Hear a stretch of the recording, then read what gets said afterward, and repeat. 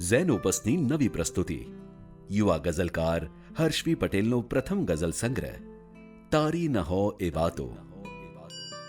ગઝલ લખનાર કવિયત્રીઓની યાદી બનાવીએ તો ખૂબ જ ઓછા નામ સામે આવે છે. એમાંનો એક આગવો અવાજ હર્ષવી પટેલ. બિલીમોરાના એક નાનકડા ગામમાં શિક્ષિકા તરીકેની ફરજ બજાવવાની સાથે ગઝલ લેખન કરતા કવયિત્રીની ગઝલોએ ગુજરાતના શિરમોર કવિઓની સાથે શ્રોતાગણને પણ આકર્ષ્યો છે. ગઝલની કલમમાં ખુમારીની સ્યાહી આવશ્યક છે. આ વાતને એક શેરમાં સુંદર રીતે રજૂ કરે છે. જો તું મને જ શોધે મારામાં તો મળું હું, મારાથી નહીં થવાશે બીજા જ કોક જેવું.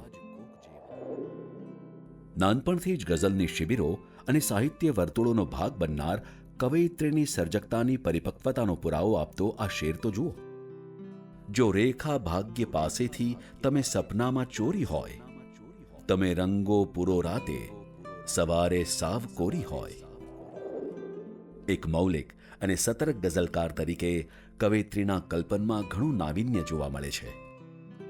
જીવન તો ટ્રેનમાં મળતી ભરૂચની શીંગ જેવું છે, બધી નમકીન ઘટનાઓની વચ્ચે બેક ખારી હોય.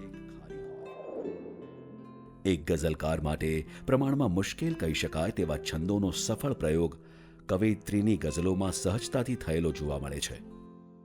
જો થઈ જશે લગાવ તો સ્વભાવ થઈ જઈશ હું, મથો છતાંય એ પછી મને તજી શકો નહીં.